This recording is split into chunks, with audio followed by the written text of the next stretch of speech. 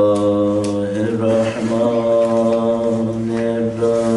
الرحيم الحمد لله رب العالمين والصلاة والسلام على سيد الأنبياء والمرسلين حبيب إله العالمين أبي القاسم محمد اللهم صل على محمد وآل محمد وعلى آله الطيبين الطاهرين سيما بقية الله في الأراضين. قال الله تعالى في كتابه الكريم بسم الله الرحمن الرحيم أم حسبت أن أصحاب الكهف والرقيم كانوا من آياتنا عجبا. درود علی محمد وآل محمد صلی علی محمد پروردگار عالم کا انتہائی احسان انتہائی لطف و کرم ہے. اس نے ہمیں اہل بیت اطہار علیہ السلام کے راستے پر چلنے کا موقع نصیب فرمایا. اس دعا کے ساتھ کہ انشاءاللہ مرتے دموں تک خدا ہمیں ان کے بہترین چاہنے والوں میں سے قرار فرمائے, ہمیں اور ہماری نسلوں کو ان کے راستے پر چلنے والوں میں سے قرار فرمائے. انشاءاللہ ان کی نصرت کی راہ میں شہادت ہم سب کو نصیب فرمائے انشاءاللہ. تمام دعاؤں کی قبولیت کے لیے درود بھیجے گا محمد و آل محمد.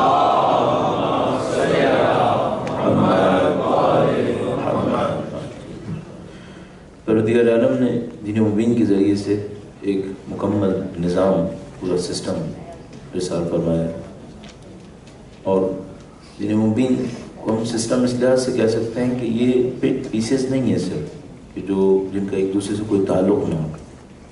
یہ پورا کا پورا دین ایک دوسرے کے ساتھ جڑا ہوا ہے.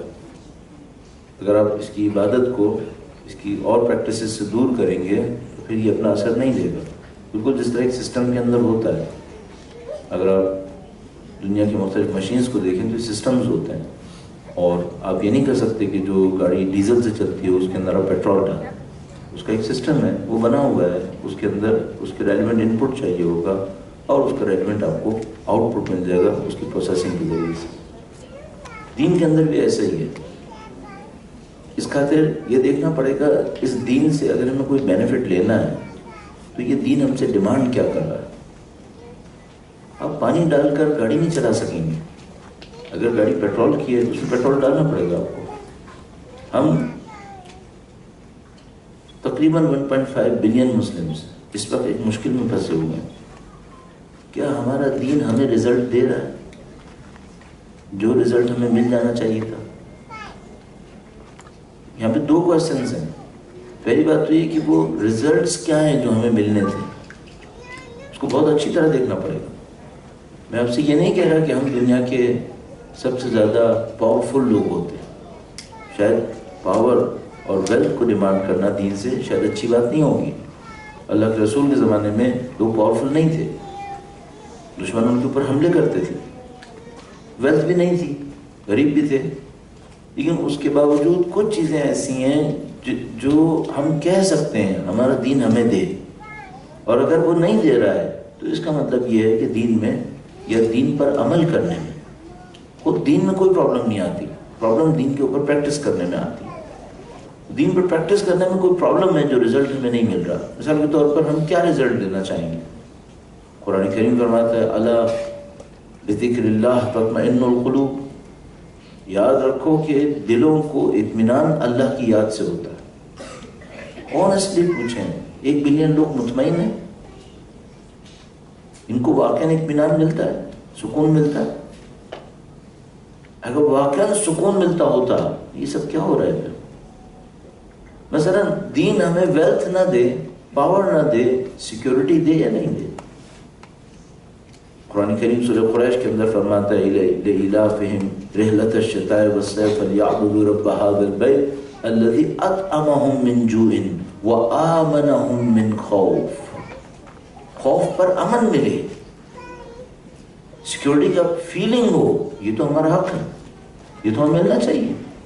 اگر یہ بھی نہیں مل رہا ہے، اور ایک تیسری چیز جو میں کہوں گا، ایک پرسنل سیٹسفیکشن ملنا چاہیے، سوسائٹی میں سینس آف سیکیورٹی ہونی چاہیے۔ نمبر 3، پرسنل انٹریکشن میں سنسیریٹی ہونی چاہیے، لوگوں کے ایک دوسرے کے ساتھ تعلقات میں دلوں کو نزدیک ہونا چاہیے، دور ہونا چاہیے، دلوں کو نزدیک ہونا چاہیے۔ دین کم سے کم یہ 2-3 پیرامیٹرز تو دے گا ہمیں، بعد میں طاقت بھی ملتی ہے۔ کنتم خیر امۃ اخرجت للناس، تم بہترین قوم ہو جس کو اللہ نے بنایا ہے۔ وانتم الاعلون ان کنتم مؤمنین، تم ہی سب سے اوپر ہوگے اگر تمہارے اندر ایمان ہوا۔ پاور بھی مل رہی ہے، ویلتھ بھی مل رہا ہے، سب کچھ مل رہا ہے، لیکن میں کم از کم کہہ رہا ہوں کم سے کم یہ 2-3 پیرامیٹرز تو ملنے چاہیے۔ اگر نہیں مل رہے تو اس کا مطلب کیا ہے؟ اس کا مطلب یہ ہے کہ یہ جو دین کے اوپر پریکٹس ہے اس کے اندر کوئی پرابلم آئی ہوئی ہے۔ اب الحمدللہ رب العالمین میرے اور آپ کے پاس ایک چانس ہے، سید الشہداء کے نام کی صدقے میں اور آپ یہاں پر بیٹھتے ہیں۔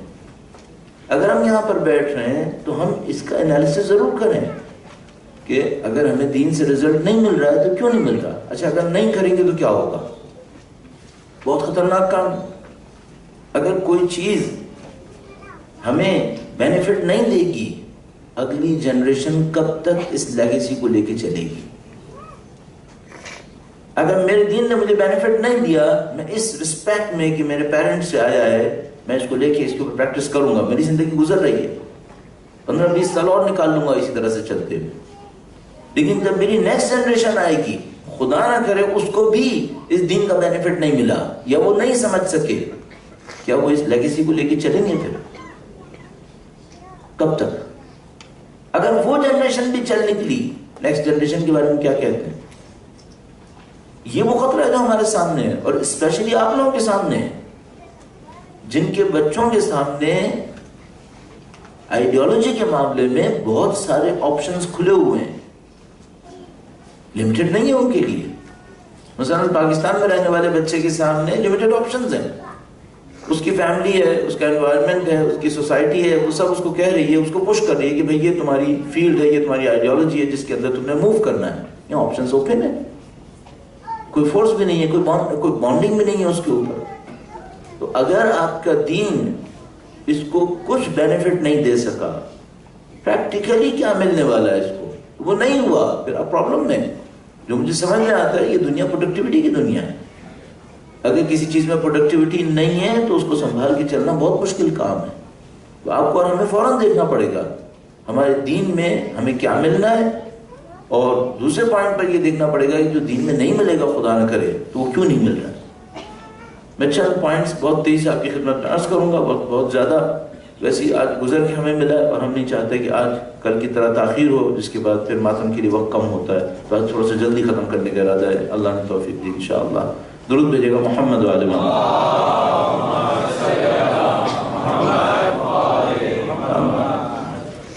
جو سب سے بڑی پرابلم مجھے سمجھ میں آتی ہے وہ یہ ہے کہ یہ دین صرف ورڈز کا نہیں ہے، یہ دین سبسٹنس کا ہے۔ اس دین کے اندر صرف نعرہ نہیں ہے، اس دین کے اندر کانٹینٹس بھی ہیں۔ عربک میں ایک ورڈ استعمال کرتے ہیں جس کو شعور کہتے ہیں، اور شعور اردو میں بھی استعمال ہوتا ہے، سینس آپ کی انٹیلیجنس، آپ کیا سمجھ رہے ہیں چیزوں کو۔ اس شعور کے ساتھ عربک میں ایک اور ورڈ استعمال ہوتا ہے، اس کو کہتے ہیں شعار، اور شعار کو جب ٹرانسلیٹ کرتے ہیں تو ہم کہتے ہیں نعرہ، سلوگن۔ تو عربی میں ایک سینٹنس استعمال کرتے ہیں اور اس کا ٹرانسلیشن یہ بنے گا کہ اگر شعار میں شعور نہ ہو تو شعار ختم ہو جاتا ہے۔ اگر آپ نعرہ لگا رہے ہیں اور نعرے کے پیچھے فکر نہیں ہے تو کچھ عرصے کے بعد کیا ہوگا؟ نعرہ بھی ختم ہو جائے گا۔ نعرہ کب تک چلے گا؟ نعرے کے پیچھے شعور ہونا چاہیے۔ دین کے ساتھ بھی ایسے ہی ہے۔ اگر میں خدا نہ کرے نعوذ باللہ ایسے دین پر عمل کروں جس میں شعار تو ہے، نعرہ تو ہے، شعور نہیں ہے، کب تک چلے گا؟ تو پہلا کام جو مجھے اور آپ کو کرنا پڑے گا وہ یہ کہ اپنے دین میں شعور ڈالنا پڑے گا. اس کی سینس کیا ہے، اس کی لاجک کیا ہے؟ اچھا اس شعور کو آپ کیسے ڈال سکتے ہیں، اس کا ایک پوائنٹ عرض کرنے کی کوشش کروں گا. درود بھیجیے گا محمد وعلی محمد.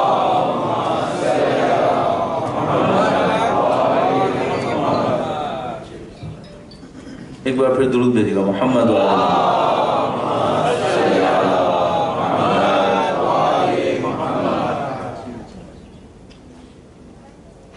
ہم سمجھتے تھے موبائل کی مشکل صرف پاکستان میں ہے، یہاں پر بھی ہے، کوئی مسئلہ نہیں. ہمارے ایک دوست نے، میں جب یہ اس پہ کوئی کمنٹس کرنے لگتا ہوں تو تھوڑا ڈر جاتا ہوں. ہمارے ایک دوست سنا رہے تھے کہنے کہ وہ ایک مجلس کے دوران لوگوں کو یہ بتا رہے تھے کہ دیکھیں ذرا خیال کیجیے گا، اپنے موبائلز کو بند رکھا کریں، اس سے بہت ڈسٹربنس ہوتی ہے. اسی وقت ان کا موبائل بج گیا. جب کمنٹس کرنے لگا تو دوبارہ ریکال کیا کہ میرا موبائل سائلنٹ ہے یا نہیں ہے. اللہ بہتر کرے. اگر آپ لوگوں کو زحمت نہ ہو، مجھے یہ کہنا اچھا نہیں لگتا لیکن چونکہ پیچھے میں دیکھ رہا ہوں جگہ ختم ہونے والی ہے، اگر آپ کو زحمت نہ ہو درود پڑھتے ہوئے تھوڑا سا آگے چلے جائیں.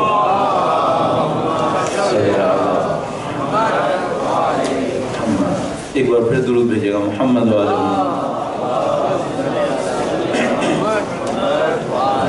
محمد.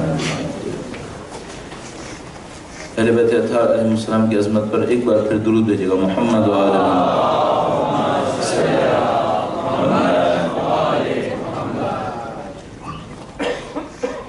میں چاہ رہا ہوں کہ آپ سب لوگ مل کر اکٹھے ہو کر ایک اچھا درود بھیج لیں. ایک بار پھر درود بھیجیے گا محمد.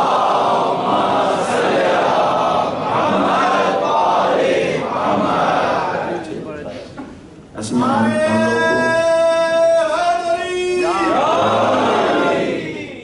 ہم لوگوں کو ٹیچنگ کرتے ہوئے کافی عرصہ گزر جاتا ہے تو ہمیں بچوں کی آواز سے پتہ چل جاتا ہے کلاس روم میں کتنے بچے بیٹھے ہوئے، اور اگر آواز میں وہ اسٹرینتھ نہ ہو تو ہم سمجھ جاتے ہیں کہ کچھ بچے خاموشی کو ترجیح دے رہے ہیں. تو پھر ہمیں عجیب سا لگنے لگتا ہے کہ بھئی لوگ خاموش کیوں ہو گئے، جبکہ معاملہ درود کا تھا اور درود میں خاموشی کوئی سمجھ میں نہیں آتی. اور آپ یہاں تک تشریف لا چکے ہیں، آپ اپنا ٹائم دے چکے ہیں اس خاطر. جب درود کے صرف ایک مثلا کوئی ممکن ہے دیکھنے میں یہ سوچے کہ شاید درود اس لیے ہوتا ہے کہ ایک چھوٹا سا بریک مل جائے، شاید کوئی یہ سوچے. میں اپنے طور پہ سمجھ پا رہا ہوں کہ شاید چند لوگ بہت دل سے درود پڑھتے ہیں، اور وہ چند لوگ جب بہت دل سے درود پڑھتے ہیں تو اس کی ایک عجیب نورانیت محفل پہ آتی ہے. اچھا، دل سے درود پڑھنا کسے کہتے ہیں؟ اس درود کے اندر اس کائنات کی 3 عظیم الشان ریالٹیز ریفلیکٹ ہو رہی ہیں. خود اللہ، اللہم اے اللہ، نبی کا نام دوسری بڑی ریالٹی، اور تیسری بڑی ریالٹی جو چین آف ریالٹیز ہے وہ نبی کی آل ہے. کائنات میں اس سے بڑھ کر ریالٹی کہاں ہے پھر؟ اور یہ صرف ایک چھوٹے سے سینٹینس میں یہ ریفلیکٹ ہو رہی ہے. تو اگر کوئی واقعاً دل سے درود بھیجے تو کیا کرے؟ اس کو نبی کو سوچنا چاہیے، اللہ کو سوچنا چاہیے، نبی کی آل کو سوچنا چاہیے. جب وہ یہ 3 چیزیں ایک ساتھ سوچتا ہے تو اس کا کوئی نہ کوئی کنیکشن بننا شروع ہو جاتا ہے، اور اس کے نتیجے میں اللہ کی بلیسنگز جو ہیں وہ آنے لگتی ہیں اللہ کے رسول کے وعدے کے مطابق. ایک بار پھر درود بھیجیے گا محمد وعلی محمد. ہمیں اپنے دین کے اندر شعور دینا ہوگا. دین کے اندر شعور کیسے جائے گا؟ ایک چھوٹا سا کام. آپ جب بھی دین کی کوئی پریکٹس کرنے لگیں اپنے آپ سے ایک سوال پوچھیں، میں یہ کیوں کر رہا ہوں؟ کیا ہو سکتا ہے میرے دین کے پیچھے کوئی ریشنلٹی نہ ہو؟ ایسا نہیں ہو سکتا. یہ دین خدا کا دیا ہوا ہے. خدا نے ہر کام کے پیچھے ریشنلٹی رکھی ہوئی ہے. یہ جو آپ نے کالے کپڑے پہنے ہوئے ہیں اس کی کوئی لاجک ہونی چاہیے. اور یہ دنیا کوشچن کی دنیا ہے، تو آپ کے پاس کوئی ایسی ریزننگ ہونی چاہیے جس کو آپ دوسروں کے سامنے ریفلیکٹ کر سکیں. اگر آپ نماز پڑھ رہے ہیں اور اتنی باریکی میں کام ہوا ہے، اگر آپ نماز پڑھ رہے ہیں اور آپ ہاتھ اٹھا رہے ہیں، کیوں اٹھا رہے ہیں؟ اس کی کیا میننگ ہے؟ کیوں اس طریقے کا کام کر رہے ہیں؟ اور یہ جو آپ ہاتھ اٹھا رہے ہیں مثال کے طور پر یہاں تک لے کر آئیں، یہاں تک کیوں لے کر آئیں؟ اس کی کیا لاجک ہے؟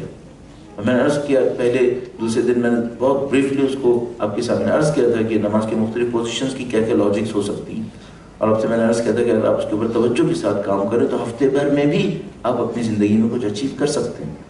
لیکن ایسا نہیں ہو سکتا کہ دین کے اندر لاجک نہ ہو. بدقسمتی یہاں پر ہے، ہم لوگ دین کو بغیر لاجک کے کر رہے ہیں، اور اس کے نتیجے میں بعض اوقات ہمیں وہ فائدہ نہیں ملتا. تو ہم دین کے نام پہ کام کرتے ہیں لیکن دل نزدیک نہیں آتے. اور کوئی مثال کے طور پہ کہتا ہے ہم لوگ جو ماڈرن لائف کے اندر زندگی گزارنے والے ہیں، ہم انسانوں کی مثال جنگل کی ہے. درخت نزدیک نزدیک کھڑے ہوتے ہیں، کمیونیکیشن نہیں ہوتی. ہم لوگ بہت نزدیک نزدیک زندگی گزار رہے ہوتے ہیں اور ہماری کمیونیکیشن ٹوٹی ہوئی ہے. اور یہ اس وجہ سے ہے کہ وہ جو دین ہم سے چاہ رہا ہے سبسٹینس کے اندر، وہ ہم نہیں لے پا رہے. اور گرچہ میرا موضوع نہیں ہے تو اس سے میں آگے بڑھتا ہوں. اچھا، اگر دین وہ سبسٹینس نہ رکھے تو وہ کیا کرتا ہے پھر؟ دین اپنے اندر میکینزم بناتا ہے، کیونکہ دین ایک اچھا سسٹم ہے. میرا اپنے خیال ایک اچھا سسٹم وہ ہونا چاہیے جو اپنی خرابی کو فوراً ڈیٹیکٹ کرے، پرابلم کہاں پر ہے، پھر اس پرابلم کے لیے سولوشن بھی کچھ نہ کچھ تیار کرے. میرے خیال میں اچھا سسٹم وہ ہونا چاہیے. بالکل جیسے میں کبھی کبھی جاتا ہوں پاور پلانٹس کے اندر تو وہاں پہ لکھا ہوا ہوتا ہے، سارے پینلز بنے ہوئے ہوتے ہیں، وہاں پتہ چل جاتا ہے کہ خرابی کہاں پر آئی ہے، اور ریکمنڈیشن بھی آ جاتی ہے کہ بھائی اگر آپ کو اس خرابی کو ختم کرنا ہے تو آپ کو کیا کرنا چاہیے. کیا دین میں خرابی کو ختم کرنے کا کوئی میکینزم ہے؟ بالکل ہے. اس میکینزم کو ہم لوگ امر بالمعروف اور نہی عن المنکر کہتے ہیں. لوگوں کی ڈیوٹی رکھی گئی ہے کہ وہ خود بھی اچھے کام کریں اور دوسرے لوگوں کو اچھے کام پر انوائٹ کریں. خود بھی غلط کام نہ کریں، اور اگر کسی کو غلط کام کرتا دیکھیں تو اس کو منع کریں کہ بھئی یہ کام غلط ہے. البتہ ظاہر ہے پرسنل لائف کی جو سینکٹیٹی ہے وہ علیحدہ ہے، جو اس کی پرسنل لائف میں آپ دخالت نہ دیں. لیکن اگر کوئی ایسا کوئی کام کر رہا ہے جس سے سوسائٹی کے اندر دین بدنام ہو رہا ہے، آپ کو جا کے کہنا ہوتا ہے کہ بھئی یہ کام مت کرو، اس سے دین بدنام ہوتا ہے. بدقسمتی یہاں پر آئی کہ اگر وہ جو سیفٹی کا میکینزم ہے وہی خراب ہو جائے، اب کیا ہوگا؟ کچھ نہیں ہوگا، سسٹم کولیپس کر جائے گا. جب سسٹم کولیپس کر جائے گا تو پھر آپ اپنے آپ سے کہیں گے اسلام اثر کیوں نہیں دیتا؟ اثر دے گا، آپ اس کو زندہ کریں، اس کے اوپر عمل کریں، آپ کو اسلام کا اثر ملے گا. مجھے ایک اور مشکل بھی سمجھ میں آ رہی ہے، ہم دین سے اثر مانگ بھی نہیں رہے، ہم دین سے کچھ لے بھی نہیں رہے. یعنی مثال کے طور پر نعوذ باللہ تعالیٰ خدا نہ کرے ہمارے ساتھ ایسا نہ ہو گیا ہو کہ میں نے سوچا ہو کہ میں نے 10-12 دن گھر سے نکلنا ہے، ایک جگہ پہ پہنچ کر ایک مجلس کرنی ہے، اس کے بعد گھر پہنچنا ہے، پھر میرا کیا کام ان چیزوں سے. خدا نہ کرے اگر ایسا ہے تو پھر میں آپ کو ایک بری خبر یہ سناؤں گا، یہ اگلی جنریشن تک بات نہیں جائے گی، پھر یہ بہت بڑی مشکل میں پھنس جائیں گے.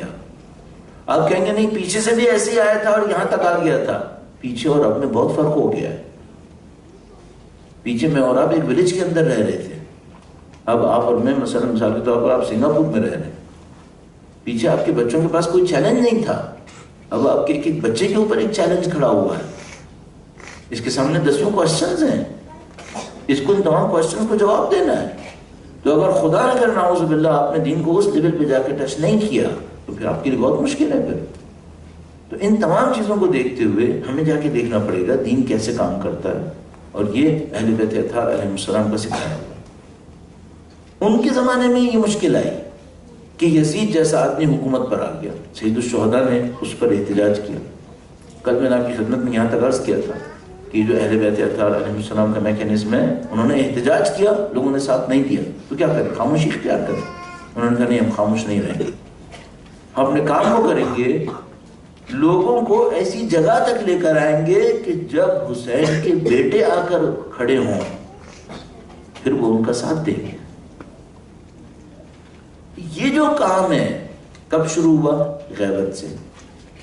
آج اس وقت 1100 سال سے اوپر ہو رہے ہیں. اس کام کے مین کمپوننٹس کون کون سے ہیں؟ کس کام کے؟ جو قوم نہیں جاگ رہی تھی 1100 سال ہی لگے، جاگے تو صحیح، کیسے جاگے گی؟ اور میں آپ کو جو اب آپ کی خدمت میں ایک کمپیریزن عرض کرتا ہوں 1100 سال پہلے سے. ہم لوگ 1100 سال پہلے کیا تھے؟ اہل بیت کا ماننے والا ہونے کے ناطے ایک قوم جو اپنے امام کا دفاع نہیں کر سکتی تھی. اگر اہل بیت کے چاہنے والے اس وقت امام وقت کا دفاع کر سکتے ہوتے، غیبت نہیں ہونی تھی. پھر جب بھی اہل بیت سے کسی نے پوچھا غیبت کیوں ہونی ہے، فرمایا چونکہ ان کے پاس آوان و انصار نہیں ہوں گے، مدد دینے والے نہیں ہوں گے. تو 1100 سال پہلے ہم کیا تھے؟ 1100 سال پہلے ہم وہ تھے، بلکہ اگر میں اور تھوڑا سا پیچھے لے کر جاؤں تو امام اول کا ساتھ دینے والے 10 افراد بھی نہیں تھے. بیوی کے گھر پہ حملہ ہوا تو کتنے لوگوں نے ساتھ دیا تھا؟ حتیٰ 10 افراد نے بھی نہیں. ہمارے پاس روایت موجود ہے، مستند روایت موجود ہے. فرمایا اہل بیت نے ہمارے 10 افراد بھی ساتھ دینے والے نہیں تھے. اس مظلومیت سے شروع ہوا. پھر جب کربلا بنی تو کتنے لوگوں نے ساتھ دیا؟ 200 بھی نہیں. بہت زیادہ روایات کے اندر سب کو ملائیں 150 لوگ بنتے ہیں. مشہور 72 پر 200 لوگ بھی نہیں تھے جو ساتھ دیتے. اس کے بعد یہ تھا کہ مولا 7ویں امام برسوں جیل میں رہے. شیعہ کے پاس اتنی طاقت نہیں تھی باہر نکالنے. ہم نے وہ دور گزار لیا. اس کے بعد جب 12ویں امام کے اوپر بات آئی تو اتنا نہیں کر سکتے تھے، اپنے امام کی جان بچا لیتے. یہ نہیں کر سکتے تھے. غیبت ہو گئی. اس زمانے سے لے کر اب اس زمانے کو دیکھیے گا. اس وقت آپ شیعہ کو کیسا دیکھ رہے ہیں؟ اور بہت اچھا ہے کہ ہم اس وقت 2014 کے اندر ہیں. ہم لوگ 78 میں نہیں ہیں. اگر 35 سال پہلے 35 ایئرز بیک میں یہ سوال کرتا تو شاید کوئی جواب ہمیں نہیں مل پاتا. لیکن اب ہم الحمدللہ 2014 میں ہیں. اس وقت کس پوزیشن میں ہم لوگ؟ اس پوزیشن میں ہے کہ اگر نہیں کہوں کہ اسٹرانگیسٹ، تو one of the strongest governments اہل بیت کے ماننے والوں کی ہے. موسٹ پاورفل گورنمنٹ اہل بیت کے چاہنے والوں کی ہے. جہاں کہیں اہل بیت کے ماننے والوں کو کوئی چیلنج دینے والا ہے، اس کو ہم چیلنج دے سکتے ہیں. کر کے دکھاؤ. ہم مقابلہ کرنے کے لیے کھڑے ہیں. میں نے کل عرض کیا آپ کی خدمت میں، اگر کفر کا نظام، اہل بیت کے دشمن کسی بھی شکل میں آ کر آج کہیں ہم کربلا پہنچنے والے ہیں، تو ہمارا کمانڈر ان سے کھڑے ہو کر کہتا ہے تم نے جرأت کی تو میں اگلی نماز جنت البقیع میں پڑھوں گا. ہمارا شیعہ کمانڈر کھڑے ہو کر کہتا ہے اگر تم نے جرأت کی نا کربلا کی طرف بڑھے تو میں تمہیں اتنا کچل کے جاؤں گا کہ میں ظہر کی نماز جنت البقیع میں کھڑے ہو کر پڑھوں گا اور تم مجھے روک نہیں سکو گے. اس وقت یہ طاقت ہے ہمارے پاس. یہ کیسے ہوا ہے؟ کتنی تعداد ہے آپ کی اس وقت؟ پوری دنیا میں پھیلے ہوئے ہیں. آج 7 محرم چند دنوں بعد عاشور ہوگا، اور یہ عاشور بڑا عجیب عاشور ہے. اس کی وجہ یہ ہے کہ یورپ سے لے کے یہاں تک سب لوگ ایک ہی دن میں عاشور منا رہے ہیں. اس عاشور کے اوپر دنیا ایک عجیب منظر دیکھے گی. پوری دنیا میں ایک رات ایسی آئے گی جو صرف یا حسین کی آواز آئے گی پوری دنیا سے، اور کروڑوں لوگ سید الشہداء کے روزے کا طواف کر رہے ہوں گے. یہ طاقت ہمارے پاس کیسے آئی ہے؟ کس سسٹم کے تحت آئی ہے؟ کس میکینزم کے تحت آئی ہے؟ اور مجھے اس سے کوئی غرض نہیں کہ آگے کیا ہونے والا ہے. مجھے صرف ایک سوال پوچھنا ہے، میں اور آپ پرسنلی اس میکینزم کا حصہ ہیں یا نہیں ہیں؟ انٹینشنلی. ممکن ہے ان انٹینشنلی ہم سے کچھ کام ہو گئے ہوں جو اس میکینزم کے کام آئے ہوں. انٹینشنلی ہم اس میکینزم کا حصہ ہیں یا نہیں ہیں؟ میں 2 چیزیں آپ کے سامنے رکھنے کی کوشش کروں گا. جس نے 1100 سال میں اس کام کو انجام دیا ہے، درود بھیجے گا محمد و آل محمد.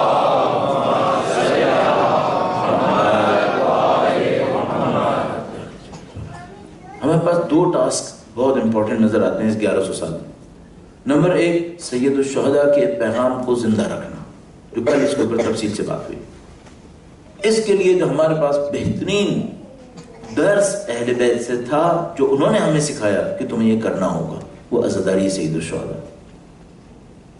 بحمد اللہ رب العالمین اس عزاداری نے ہمیں اور آپ کو زندہ رکھا ہوا. اگر یہ عزاداری کا پیٹرن نہ ہوتا، میں گارنٹی سے کہہ رہا ہوں کہ ہم لوگ 1100 سال میں زندہ نہیں رہ سکتے تھے. ہم لوگ اپنی اپنی سوسائٹیز کے اندر ڈیزالو ہو جاتے ہیں. ہم اپنی آئیڈینٹیٹیز کو سیکیور نہیں کر سکتے تھے. اس کی وجہ یہ کہ ہم مائنورٹی میں تھے، اور ایسی مائنورٹی تھی جس کے دشمن بھی زیادہ تھے، اور کام بھی ہم ایسا کام کر رہے تھے جو کھل کے کرنے کا تھا. چھپا کے کرنے کا نہیں تھا، تو ہمارے بچنے کا چانس نہیں تھا. اور چانس اس وجہ سے ہوا کہ نہیں، ہم نے یہ طے کر لیا کہ ہم زندہ رہیں یا مریں، ہم نے پرچم عذاب بلند کرنا ہے. اس نے ہمیں بچا لیا. میں نے پہلے دن بھی آپ کی خدمت میں شاید پہلے دوسرے دن عرض کیا تھا کہ ہم لوگ نہیں ہیں جو عزاداری بچائے ہوئے ہیں، عزاداری ہے جس نے ہمیں بچا لیا ہے. عزاداری نے ہمیں بچایا، عزاداری نے ہمیں قوم بنایا ہے. ابھی عاشور کا دن آئے گا، آپ کے پاس کتنی قومیں بیٹھی ہوں گی اس فرش کے اوپر؟ کامن پوائنٹ کیا ہے؟ صرف سید الشہداء کا نام ہے. ایک عجیب حقیقت تھی جو ہمیں ملی 1100 سال پہلے، 1200 سال پہلے، جس نے ہمیں زندہ رکھا. تو ایک پوائنٹ جو ہے وہ عزاداری سید الشہداء، اور دوسرا پوائنٹ وہ بہت زیادہ سوچنے کے بعد میں آپ کی خدمت میں عرض کروں گا، وہ مرجعیت اور فقہ. اس نے ہمارے کام کو انجام دیا. کسی بھی قوم سے آپ لیڈرشپ نکال دیجئے، پھر وہ لوگ ویسٹ ہیں، پھر وہ لوگ ختم ہو جاتے ہیں. اور یہ کہ 1100-1200 سال ہو گئے، یہ قوم مسلسل ڈیولپ ہو رہی ہے. صرف ایک وجہ سے ہو سکتی ہے، اس کی کہیں لیڈرشپ ہے. خوبصورت کام یہ ہے، اس لیڈرشپ کا کوئی پراپر آفس نہیں ہے، ہیڈ کوارٹر نہیں ہے. اس کی چین آف کمیونیکیشن کو بھی کوئی بہت زیادہ آئیڈینٹیفائی نہیں کر پایا ہے. اور اگر اتنا کچھ ہے اور پھر اس کمانڈ نے ہمیں یہاں پہ لا کے کھڑا کیا سکسیسفلی الحمدللہ، تو پھر میں کہوں گا اس کا مطلب ہے یہ صرف امام وقت کی نظر لطف سے ممکن ہوا.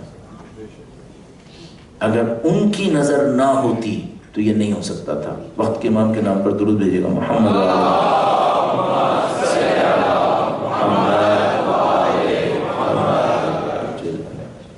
آپ کے پاس ایک مرجعیت اور فقہ ہے جو امام کی غیبت میں پراپر لیڈرشپ، اسلام کی پیور لیڈرشپ، اور دوسرا عزاداری کا کانسیپٹ ہے، صرف ایک پرابلم کے ساتھ جو ہمارے سامنے آ رہی ہے. وہ کیا ہے؟ میرا اپنے خیال ہے کہ اگر ان لوگوں کو جو اہل بیت کے خلاف کام کرنا چاہ رہے تھے، اگر پچھلے سالوں تک نہ بھی پتا ہو کہ اصل جگہ کون سی ہے، اب ان کو بہت اچھی طرح پتا ہے اصل جگہ کون سی ہے. اگر انہوں نے ہم پر حملہ کرنا ہوا تو میں اپنے اندر مطمئن ہوں وہ ہمارے انڈیویجولز پہ حملہ کرنے کے بجائے ان دو انسٹیٹیوشنز پر حملہ کریں گے، عزاداری پر اور مرجعیت کے اوپر. کیونکہ یہ دو انسٹیٹیوشنز ہیں جنہوں نے ہمارے کام کو انجام دیا ہوا. تو وہ کوئی ایسا کام کریں گے کہ عزاداری کے اندر کانفلکٹ بنے، وہ کوئی ایسا کام کریں گے کہ مرجعیت کے اندر کانفلکٹ بنے، اور وہ اس کام کو بہت طاقت کے ساتھ کر رہے ہیں. میں پاکستان جیسے ملک کے اندر ہر چند مہینے کے بعد ایک نیا ایشو اٹھتا ہوا دیکھتا ہوں، ہر چند مہینے کے بعد. اور وہ ایشوز پھر پھیل جاتے ہیں پوری دنیا کے اندر، وہ ڈسکشن میں آتے ہیں، نہیں معلوم یہاں پر ہوتے ہیں نہیں ہوتے، لیکن اس کے اوپر پھر کانفلکٹس بنتے ہیں. اور جو واضح بالکل سامنے دیکھ کر سمجھ میں آتا ہے یہ خود سے نہیں ہو رہا ہے، یہ کوئی جنریٹ کرتا ہے. آپ کا کام اور میرا کام یہ ہوگا اپنی پرسنل لائف کے ساتھ اس بات کو دیکھنے کی کوشش کیجیے گا آپ اس میکینزم کا حصہ ہیں کیا. مشورے کے طور پہ میں آپ سے عرض کروں گا ان تمام باتوں کو دیکھتے ہوئے کہ میں اس کو بہت سینسیٹیو پیریڈ سمجھتا ہوں، امام کی ری اپیئرنس کے لیے اس زمانے کو بہت سینسیٹیو سمجھتا ہوں. میں آپ سے ایک بات عرض کروں گا، اپنے آپ کو اس مین اسٹریم شیعت سے باہر نکال کے مت رکھیے گا. 10-12 دن تو آپ اس سید الشہداء کی محبت میں یہاں پر رہیں گے، ان صرف باقی سال کے بارے میں آپ سے پوچھوں گا. آپ مین اسٹریم شیعت میں ہیں، آپ انہی پرابلمز کو فیس کر رہے ہیں، اس میں شیئر کر رہے ہیں، کنٹریبیوٹ کر رہے ہیں کہ جو پوری دنیا میں شیعت سے وہ گزر رہی ہیں. آپ کا رول کیا ہے؟ اور اگر آپ اپنا کوئی رول نہیں دیکھ رہے یا کم دیکھ رہے ہیں تو میں آپ کی خدمت میں عرض کروں گا آپ اپنی تمام طرح کی ریئلٹیز کے ساتھ انوالو کیوں نہیں ہوتے؟ آپ کا کنٹریبیوشن کیوں نہیں ہے؟ اور جب ہم یہاں تک بات کرتے ہیں تو ہمارے پاس ایک بہت سمپل کنٹریبیوشن ہوتا ہے، وہ یہ کہ کوئی یہ کہتا ہے ٹھیک ہے ہم اتنا کچھ دینے کو تیار ہیں، اتنا پیسہ لے لیجیے، معاملہ ختم ہو گیا۔ آج کے زمانے میں پرابلمس کا سولوشن اتنا سمپلیفائڈ ہے کیا؟ میں اپنے طور پہ پاکستان کو دیکھتا ہوں، شاید میں کہہ سکتا ہوں hundreds of millions of rupees ہر سال چیریٹی میں جاتے ہیں، پرابلم سالو ہوتی نظر آ رہی ہے کیا؟ اچھا، یہ جو پرابلم سالو نہیں ہو رہی ہے اس کے پیچھے جو کوشچن ہے وہ یہ ہے کہ کیا انسٹیٹیوٹس بنے ہوئے ہیں جو ان پرابلمس کو سالو کریں؟ تو میں دیکھتا ہوں نہیں، انسٹیٹیوٹس نہیں بنے ہوئے۔ اچھا، یہ ان انسٹیٹیوٹس کو کس نے بنانا ہے؟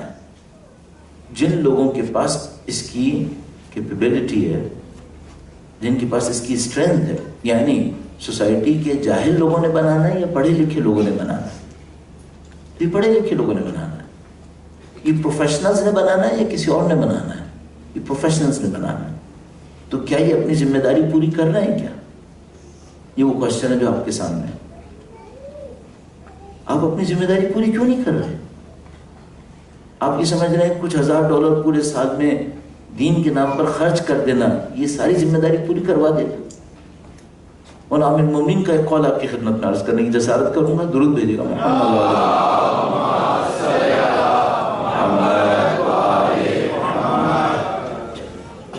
خطبہ شخشقیہ، نہج البلاغہ کے مشہور ترین خطبوں میں سے ایک خطبہ جس میں عامر مومنین نے اپنی مظلومیت کا تذکرہ کیا ہے، اور ایک موقع پر آ کر مولا عامر مومنین ارشاد فرماتے ہیں، ایک بار پھر ان کی ذات پہ درود بھیجے گا محمد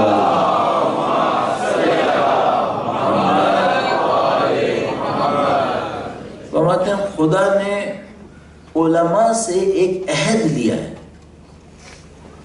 جیسے ہی میں نے کہا علماء، میرے خیال میں 50% نے تو سکون کا سانس لیا ہوگا کہ ہمارا کوئی معاملہ ہے ہی نہیں، یعنی جس کو امیر المومنین علماء کہہ رہے ہیں ہم وہ نہیں ہیں، تو پھر باقی تو جہلا رہ گئے برادر، صرف جاہل رہ گئے۔ تو اگر وہ امیر المومنین کا قول صرف علماء کے لیے جن کو آپ علماء ارشاد فرما رہے ہیں، تو پھر دوسرا جو کیٹیگری آپ کے لیے رہ گئی وہ بڑی خطرناک ہے، اور میں گارنٹی سے کہہ رہا ہوں کہ آپ اس دوسری خطرناک جاہلوں والی کیٹیگری کے اندر نہیں ہیں، اس علماء میں آپ بھی ہیں۔ یہ کیا ہے علماء کا لفظ؟ جاننے والے، جن کے پاس نالج ہے، جن کے پاس انڈرسٹینڈنگ ہے، جن کے پاس کیپیبلٹی ہے کہ وہ سوسائٹی کے ایشوز کو سمجھ سکیں۔ امام فرمانے خدا نے علماء سے عہد لیا، اور پورا جملہ پیچھے سے چلا آ رہا ہے، مولا فرمانے کہ اگر یہ عہد نہ ہوتا تو میں یہ کرتا۔ فرمایا خدا نے علماء سے عہد لیا ہے۔ کیا عہد لیا ہے؟ کہ وہ ظالم کے ظلم پر اور مظلوم انسان کی بھوک پر خاموش نہیں بیٹھیں گے۔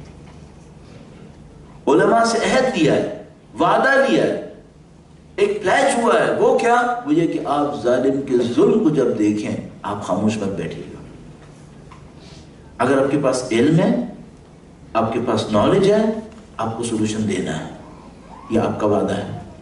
خدا فرماتے ہیں امام خدا نے وعدہ لیا ہے، خدا نے ذمہ داری ڈالی ہے کہ اگر جاننے والے علماء جن کے پاس نالج ہے ظالم کو ظلم کرتا دیکھیں خاموش نہ بیٹھیں، اور اگر کچھ مظلوموں کو بھوکا دیکھیں یہ لوگ خاموش نہ بیٹھیں۔ خاموش نہ بیٹھیں تو کیا کریں؟ سولوشن نکالو۔ اور ہم نے کیا سولوشن نکالا ہے؟ ہم نے یہ سولوشن نکالا ہے بیسٹ آف دی آپشنز میں سے، اپنی دانش میں، وہ کہ ٹھیک ہے کچھ پیسہ دے دیں گے معاملہ ختم ہو گیا۔ تو کیا ختم ہو گیا؟ نہیں،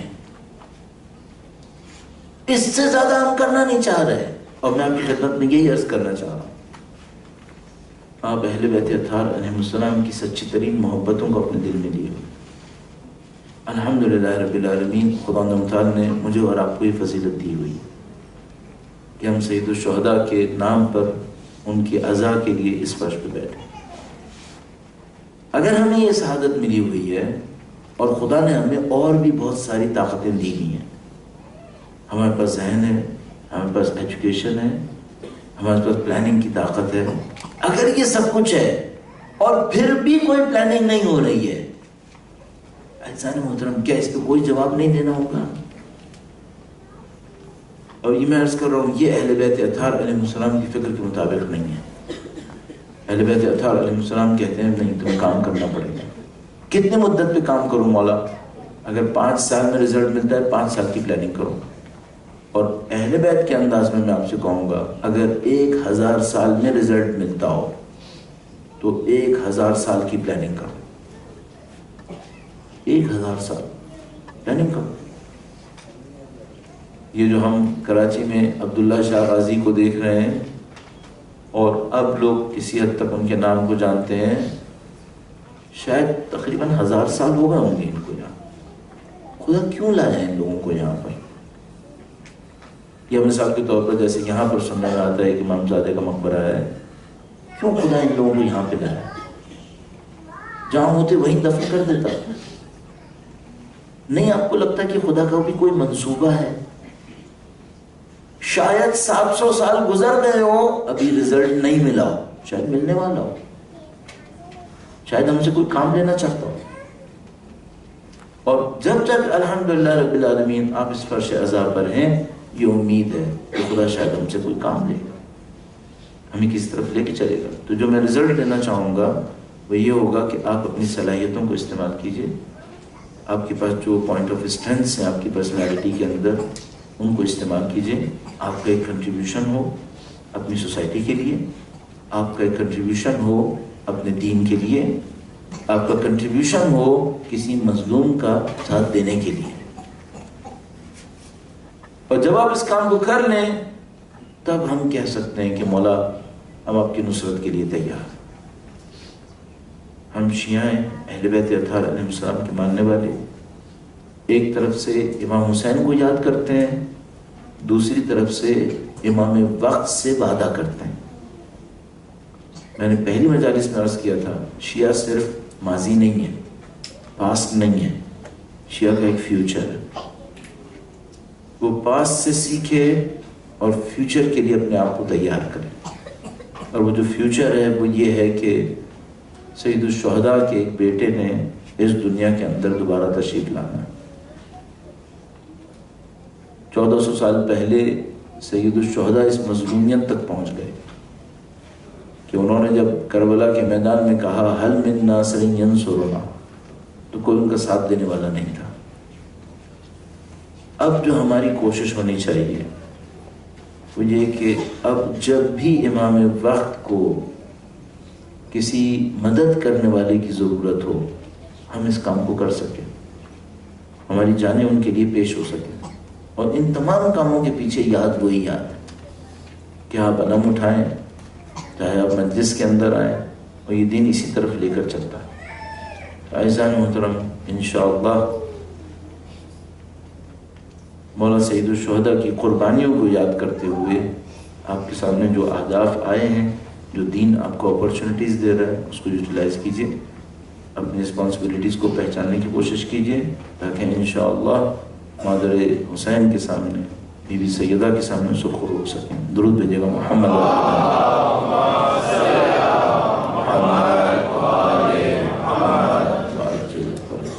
محرم کے ایام اس اعتبار سے ہمیں بہت خوبصورت موقع فراہم کرتے کہ محرم کے ایام میں انسان اپنے آپ کو جب سید الشہداء کے سامنے دیکھتا ہے، ان کی مظلومیت کے سامنے دیکھتا ہے، تو کچھ تیار ہونے لگتا ہے، اس کے دل میں کچھ نرمی آتی ہے. کہتے ہیں اگر کسی نے دعا مانگنی ہو تو دعا مانگنے کا سب سے اچھا وقت کون سا؟ جواب میں کہتے ہیں دعا اس وقت مانگی جائے جب دل کے اوپر تھوڑی سی نرمی آئی ہوئی ہو، تھوڑا خدا سے کوئی تعلق بنا ہوا. جب تک میں جو اب تک تجربے کرتا ہوں اس کو دیکھتے ہوئے مجھے سمجھ میں آتا ہے شاید مصائب کا وقت بہترین وقت ہوتا ہے،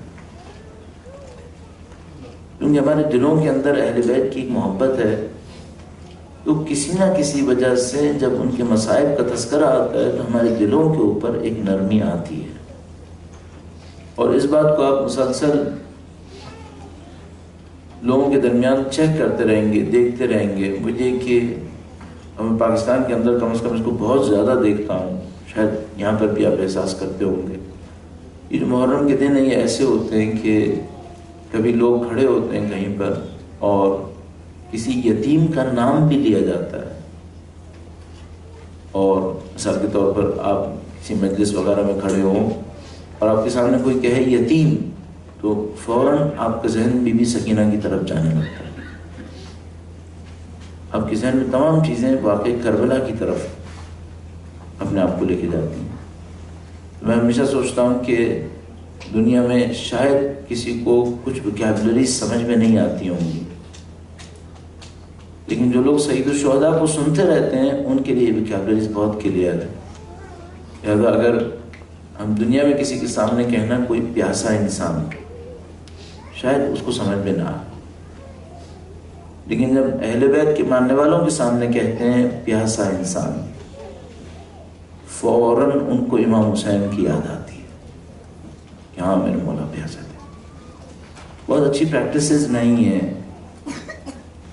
گزشتہ زمانوں کے اندر اس کے اوپر اصرار ہوتا تھا کہ جب بھی پانی پینے لگو امام حسین کو یاد کر لو، تو لوگ پانی پینے سے تھوڑی دیر پہلے رک جایا کرتے تھے اور کبھی کبھی مختلف ناموں سے یاد کرتے تھے۔ تو مجھے یاد ہے کہ ایرانی دوست بڑا عجیب ذکر کرتا تھا اور کہتا تھا اے امام آپ کے پیاسے لبوں کو میرا سلام، آپ کے پیاسے لبوں کو میرا سلام۔ آپ دنیا میں کسی کے سامنے کہیں پیاسا، شاید وہ نہ سمجھ سکے۔ الحمدللہ رب العالمین، سید الشہداء کے چاہنے والوں کے سامنے جب کہا جاتا ہے پیاسا، ان کو کچھ سمجھ میں آنے لگتا ہے۔ اگر دنیا میں کسی کے سامنے کہنا جیل کے اندر مرنے والی بچی، شاید دنیا میں بعض لوگوں کو سمجھ میں نہیں آتا، لیکن اہل بیت اطہار علیہ السلام کے سامنے اگر کوئی کہے بے گور و کفن لاشا، انہیں فوراً سمجھ میں آتا کہ ہمارے مظلوم امام کا تذکرہ ہو رہا ہے۔ ہماری وکیبلری بن گئی ہے، ہماری ایک کلچر ڈیولپ ہوئی ہے، ہم سید الشہداء کے ساتھ چلیں اور انہی وکیبلریز کے ساتھ ہم پروان چڑھیں۔ اتنا زیادہ تذکرہ ہمارے سامنے کربلا کا ہوا ہے، ہر چیز گویا ہمارے سامنے واضح ہونے لگی ہے۔ آج ہم نے ذکر حضرت قاسم علیہ السلام کا کرنا ہے۔ حضرت قاسم علیہ السلام کم سن بھی ہیں، اور اس کم سنی کے ساتھ سید الشہداء کے مظلوم بھائی امام حسن مجتبیٰ کی نشانی ہے، یتیم بھی ہے۔ سید الشہداء کا دستور ہے، وہ ہر بچے کو بہت محبت سے دیکھتے تھے، ہر بچے کے ساتھ بہت اچھی طرح پیش آتے تھے، لیکن اگر کوئی بچہ یتیم بچہ ہوتا تھا تو اس کے لیے خاص عنایات کرتے تھے، اس کے اوپر بہت زیادہ توجہ دیتے تھے۔ شاید آپ کو یاد ہوگا، میں نے حضرت مسلم بن عقیل کے مصائب میں پڑھا تھا کہ جب حضرت مسلم بن عقیل کی بچی کو اپنے زانوں پر بٹھایا اور اس کے سر پہ ہاتھ پھیرا تو وہ بچی سمجھ گئی کہ میرے باپ کو کچھ ہو گیا، اور اس نے فوراً کہا کہ امو کیا میرے بابا مارے گئے، کیا میرے والد شہید ہو گئے ہیں؟ سید الشہداء یتیموں کو بہت چاہتے تھے، اور اس خاطر حضرت قاسم علیہ السلام کے اوپر بہت زیادہ نظر رکھتے تھے کہ وہ ان کے بھائی کی نشانی بھی تھی اور وہ یتیم بچہ بھی تھا۔ شب عاشور سارے مجاہد جمع ہوئے سید الشہداء کے اطراف میں۔ شب عاشور وہ عظیم الشان رات کے جو اہل بیت اطہار علیہ السلام کے مصائب کی رات تھی۔ جب یہ سارے مجاہد جمع ہوئے، سید الشہداء نے ہر ایک کا امتحان لیا، کہا چلے جاؤ، وہ لوگ نہیں گئے، چراغ بجھا دیا، لوگ پھر بھی نہیں گئے۔ اس کے بعد سید الشہداء نے ایک ایک کو بتانا شروع کیا، تم یہاں پہ لڑو گے اور یہاں پر گرو گے، یہ تمہارا مقتل ہوگا، وہ تمہارا مقتل ہوگا۔ جب سب کو بتا دیا، حضرت قاسم علیہ السلام وہیں پر بیٹھے ہوئے تھے۔ ایک موقع پر قاسم اپنے اوپر کنٹرول نہ کر سکے، اپنے چچا سے کہا چچا جان میں شہید ہوں گا یا نہیں ہوں گا؟ بنی ہاشم کی نسل میں سے ہیں، شہادت کے طلبگار ہیں، اب میں نہیں جانتا کہ اگر یہ جملہ ان کی ماں نے سنا ہو تو ان کے دل پہ کیا گزری ہوگی کہ میرا جوان بچہ مرنے کی خواہش کر رہا ہے۔ یہ عمر مرنے کی عمر نہیں ہوا کرتی، لیکن انہوں نے پوچھا اپنے چچا سے چچا جان میں شہید ہوں گا یا نہیں ہوں گا؟ عجیب واقعہ ہوا۔ سید الشہداء نے فرمایا بیٹا قاسم آپ بھی شہید ہوں گے، 6 ماہ کا علی اصغر بھی مارا جائے، آپ بھی شہید ہو جائیں گے، 6 ماہ کا علی اصغر بھی شہید ہو جائے گا۔ اب عزیزو ایک عجیب معرکہ ہوا قاسم اپنی شہادت بھول گئے اور فوراً امام حسین سے ایک اور سوال کیا، کہا چچا کیا دشمن ہمارے خیموں تک پہنچ جائیں گے؟ 6 مہینے کا بچہ تو خیمے کے اندر ہوتا ہے، تو کیا دشمن ہمارے خیموں تک پہنچ جائیں گے؟ اب میں سوچتا ہوں شاید سید الشہداء اگر قاسم کو بتا دیتے کہ بیٹا خیموں کو بھی آگ لگے گی، تمہاری پھوپھیوں کے اوپر ایک عالم ہوگا، نہیں معلوم قاسم کے اوپر کیا کیفیت آتی۔ تو سید الشہداء نے بس اتنا کہا، بیٹا میں علی اصغر کو لے کر میدان تک جاؤں گا، اور شام غریبہ کا واقعہ قاسم کے سامنے نہیں دہرایا کہ کہیں قاسم کے اوپر کوئی اور حالت تاری نہ ہو جائے۔ بس قاسم اپنی شہادت کے انتظار پر خوش ہو گئے کہ میں شہید ہو جاؤں گا۔ عاشور کا دن آیا، بار بار امام حسین کے پاس جاتے تھے اور کہتے تھے چچا جان میں چلا جاؤں، اور بار بار سید الشہداء جیسے ہی قاسم کو دیکھتے تھے امام مجتبیٰ کے جگر کے ٹکڑے یاد آتے تھے کہ کس طرح میرا بھائی زہر سے شہید ہوا، یہ میرے بھائی کی نشانی ہے، اپنے بھائی کی نشانی کو کیسے بھیج دے حسین؟ بار بار حسین سے کہتے تھے نہیں بیٹا ابھی ٹائم نہیں آیا، ابھی آپ نے نہیں جانا۔ اتنا اصرار کیا قاسم نے، ایک موقع پر سید الشہداء نے کہا بیٹا اب تم چلے جاؤ، اب تم بھی شہید ہو جاؤ۔ پھر ایک عجیب معرکہ ہوا۔ حسین صابر دل کا نام ہے، حسین عزم اور حوصلے کا نام ہے۔ جب قاسم کو اجازت دی تو میں صحیح روایت آپ کی خدمت میں عرض کر رہا ہوں، قاسم کو نزدیک بلایا، اپنے گلے سے لگایا، عزیزو یہ پہلا مجاہد ہے جس کے جانے پر حسین بھی غش کھا کر گر گئے تھے۔ روایت بیان کرتی ہے قاسم کو گلے سے لگایا، اتنا گریہ کیا کہ سید الشہداء غش کھا گئے۔ پھر اس موقع کے اوپر اٹھے، اور تمام شہداء کو ایک مقام حاصل ہے، تمام مجاہدوں کو ایک فضیلت حاصل ہے، قاسم کو ایک عجیب فضیلت حاصل ہے۔ ہر مجاہد سے کہتے تھے تمہیں اجازت دی اب تم تیار ہو کر آؤ۔ جب قاسم کی باری آئی تو غش کھا کر اٹھے، اور اس کے بعد کہا میرے قاسم کو میں خود تیار کروں گا، قاسم کو میں خود تیار کروں گا۔ حضرت قاسم علیہ السلام کو تیار کرنا شروع کیا۔ قاسم کا سن بہت کم تھا، ان کے سر کے اوپر جو ٹوپی لوہے کی ہوتی ہے وہ لوہے کی ٹوپی کوئی نہیں آ سکی، تو امامہ باندھ دیا قاسم کے سر کے اوپر، اور قاسم کا امامہ باندھنے کے بعد جب ہر طرح سے تیار کر لیا تو ایک روایت کے مطابق کہا قاسم بیٹا میرے نزدیک آؤ۔ قاسم تھوڑا اور نزدیک آئے، سید الشہداء نے گریبان پھاڑ دیا، قاسم کا گریبان پھاڑا۔ قاسم نے پوچھا چچا یہ آپ نے کیا کیا؟ کہا بیٹا پھٹا ہوا گریبان یتیم کی نشانی ہوتی ہے کہ دیکھو لوگوں یہ یتیم آ رہا ہے، تھوڑا رحم کرنا، اس کا باپ مر چکا ہے۔ تو میرا بیٹا تم قاسم پھٹے ہوئے گریبان کے ساتھ جاؤ، شاید ان اشقیاء کو تم پر رحم آ جائے۔ قاسم باہر آئے، ایک راوی عجیب روایت کرتا ہے، کہتا ہے قاسم اتنا معصوم سا تھا، وہ جب خیمے سے آیا تو لگا جیسے چودھری کا چاند نکل آیا، مظلوم بچہ تھا۔ قاسم کی نشانی کا کتنا سن تھا بیچارے کا۔ وہ باہر آیا، دشمن سے لڑنے کی کوشش کی، ایک لعین نے کہا میں اس بچے کو گراؤں گا، اس دوسرے نے کہا رے تجھے کیا ملے گا اس کو گرا کر۔ وہ لعین نزدیک آیا، قاسم کے سر کے اوپر وار کیا، قاسم زمین پر گرے۔ اب وہ امام حسین کو پکارا، کہا میرے چچا میری مدد کو آئیے۔ اب حسین لب کے علی نے ایک جملہ سید الشہداء کہا، عباس قمی نے نغمۃ المحموم کے اندر لکھا ہے، کہا قاسم کی طرف حسین ایسے لب کے جیسے کوئی عقاب لگا بکتا ہے۔ قاسم کی محبت آ رہی تھی حسین کو۔ اب جو حسین بڑھے دشمن کا قافلہ ہلا اور جو گھوڑ سوار ہلے تو عزیزوں بس ایک عجیب بارگاہ ہوا، قاسم کی آواز آنا شروع ہو گئی، ارے چچا میری مدد کو آؤ۔ بیچارہ قاسم آواز دیتا رہ گیا، ارے چچا میری مدد کو آنا۔ اب جو حسین قاسم کے لاشے پر پہنچے تو لاشا اتنا پامال ہوا تھا کہ جیسے سائز میں بڑا ہو گیا تھا۔ حسین نے دیکھا اور عجیب جملہ کہا، سید الشہداء کا یہ جملہ بھی بہت عجیب ہے کہ اے قاسم کتنا سخت ہے تیرے چچا کے لیے، جب تو بلائے تو میں آ نہ سکا، جب میں آیا تو اب نہیں ہے، یہ دنیا سے جا چکا۔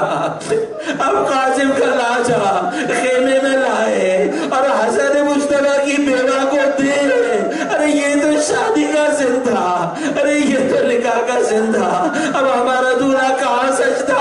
یہ تو اپنے اونٹ میں آ گیا، یہ کہاں سجے گا؟ تو میں تو فرشتوں سے کہوں گا، ارے فرشتوں، ہمارا دولہا دنیا میں دولہا نہیں بنا، اس کو آسمانوں میں دولہا بنا لو۔